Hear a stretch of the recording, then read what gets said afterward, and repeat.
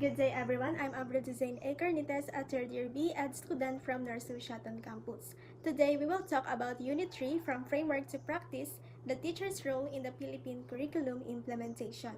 Letter D, Curriculum Indigenization. What is indigenization? Indigenization means including the knowledge, culture, and experiences of indigenous people in school lessons. It respects their unique history, traditions, and in the Philippines, this started with the K-12 curriculum in 2013, and it was supported by the Indigenous Peoples' Rights Act or IPRA. So here are some common challenges that may encounter in indigenization. First, language barriers. Some indigenous learners may struggle to understand lessons if it is taught in dominant or foreign languages, such as Filipino or English. For example, in a school in Mindanao, some students speak only their indigenous language. Let's say, for example, Manobo language. If the teacher only speaks Filipino or English, students may struggle to understand the lessons. That's why teachers should use learners' mother tongue to help them understand lessons better. Second is discrimination. Indigenous students may face stereotypes, bias, or exclusion from peers and teachers. For example, a student in a Cordillera school is discouraged from wearing traditional attire because others say it looks old-fashioned or different. To avoid or reduce discrimination in classroom, we should integrate values education that promote respect for cultural diversity and including indigenous history and contributions in the curriculum. Third is lack of resources. Many schools in indigenous communities are lack of textbooks, visual aids, and facilities that reflect their local culture. For example, a rural school in Palawan wants to teach local history and culture but has no textbooks or learning materials about the Palawan indigenous groups. To address this problem, they can collaborate with cultural leaders and NGOs to develop community-based learning materials and use low-cost or local activities. And last is lack of teacher training. Some teachers are unfamiliar with indigenous culture or teaching strategies that suit to diverse learners.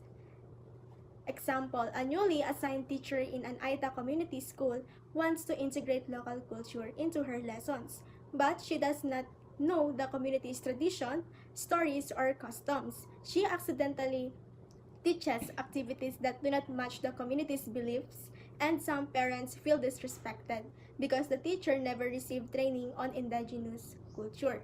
She struggles to teach in a way that fits the learner's needs.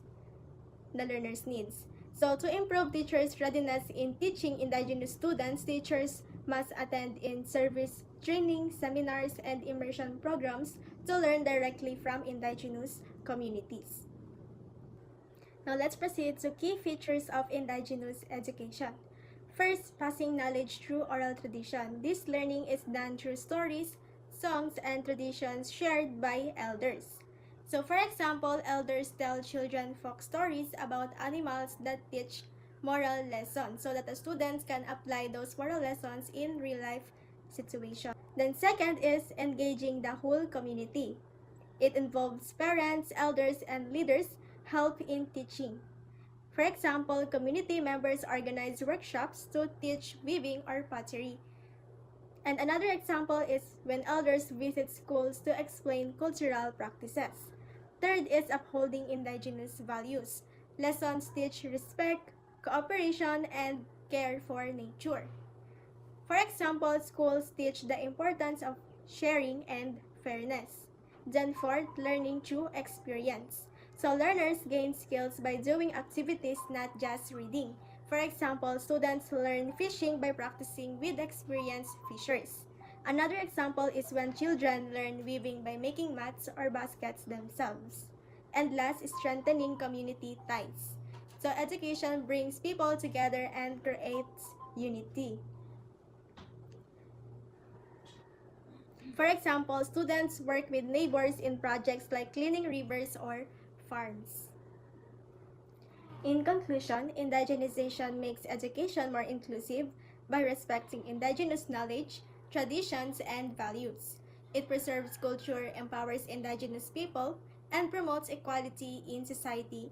Though challenges exist, but strong support from schools, communities, and the government can ensure that education remains meaningful, relevant, and unifying for all.